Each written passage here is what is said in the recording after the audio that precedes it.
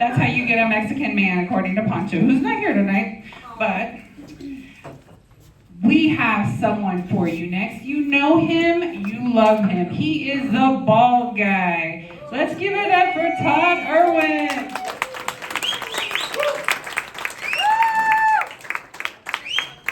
All right, Todd. Woo! Keep it going. How y'all doing? Good. All right, so I graduated in 1982 from a very small school called Olive High School. Yay, Olive!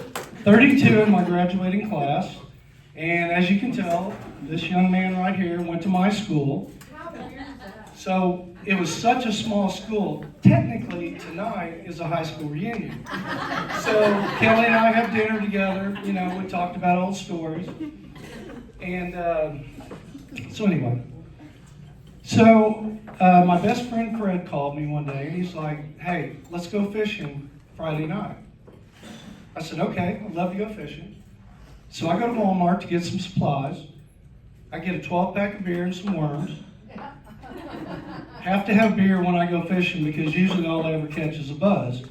So I'm walking out of Walmart, carrying my stuff, and this Amazon-looking woman that's just like a Karen comes up to me and just starts calling me every name in the book. And I'm like, what is going on? So I just keep walking. Well, she keeps following me. So I get like 10 feet from my truck, and she just shoves me in the back. And I'm like, okay. So I set the beer, set the worms down, feel this rage come over me. And about that time, my sweet mother in heaven appears in front of me, and she goes, son, I told you when you were a young man, you don't ever lay hands on a woman. And I said, I know, Mom. And she goes, I love you, son. I said, I love you too. And this calm just came over my body.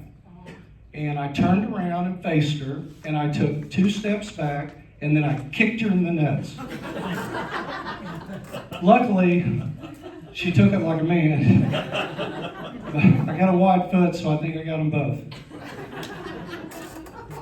So, I went to see my girlfriend. She lives in Midwest City. And I pull up, and her garage door's up, and her car's in the driveway. All 4 doors are open. There's a bucket with soap in it. The water's running. It's going all the way down the street. So I turn the water off. I go through the garage, into the kitchen. The kitchen sink's running. So I turn that off. Then I'm yelling for her. She doesn't answer. So I go into her bedroom, I turn right, go into the bathroom, the shower's running, so I turn the shower off, and I look over and she's sitting in the closet, naked, trying on boots. And I said, what? I forgot to tell you, she's a little bit ADHD. So I said, what are you doing? And she said, well, I knew you were going to be here at 4:30, and I knew we were going to go out tonight, and I was going to drive, so I was going to wash my car. Then I remembered I need to do the dishes because I'm going to cook you dinner. So I went in and started to wash the dishes. Then I remembered I need to take a shower because you're going to be here in 15 minutes. Then I remembered I got the new boots in the mail from Amazon today, and I want to try them on. And then you showed up. And I'm okay. So that's a typical day with her. So I wasn't going to tell this joke, but now I'm going to. So I woke up the other morning, and she was under the covers, and I lifted up the covers, and I said, what are you doing? And she goes, I've been pulling this thing for 20 minutes, and it won't start. And I said, did you try choking it? Thank you. Someone thought that was funny. Road choke? Do we have any country music fans in here?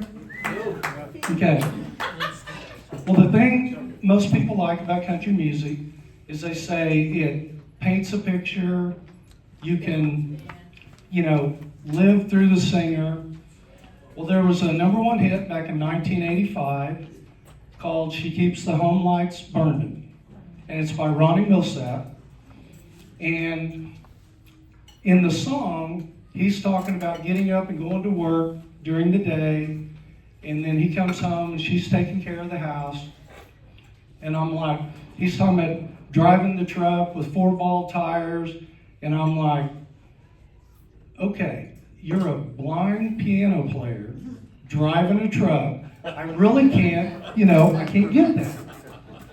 So I did a little research and I looked it up, and 2 kind of dope-spoken hippies wrote the song. So I can only picture them after they finished writing this song. So they're sitting in the room and he goes, man, I think we got a #1 hit here.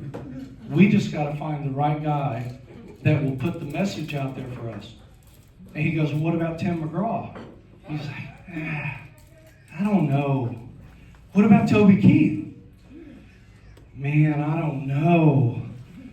And the other guy goes, well, I got it. And he goes,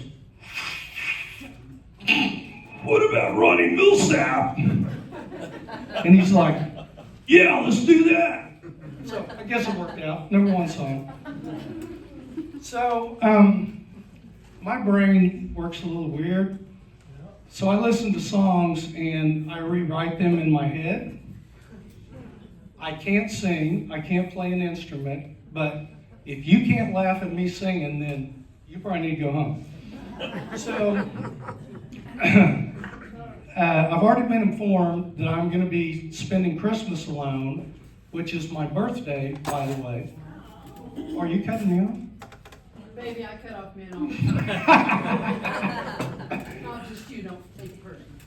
Okay, how long do I have? Do I have a minute? Yeah. Okay. Yeah. So since I'm gonna be alone at Christmas, I kind of came up with this little song. I'll have a blue ball Christmas without her. I'll have a blue ball Christmas without her. I won't be doing all right with my nutsack so tight, and I'll have a blue Christmas. Thank you very much. Any George Strait fans out here? Yeah, well, this ain't gonna sound nothing like him. Woke up horny this morning, and I'm here all alone. The woman that I want lives 100 miles away. When the sun came up, he was standing up. I'm hoping that he goes away. Woke up horny this morning. I've been horny all damn day. Thanks, guys. I'm done. God.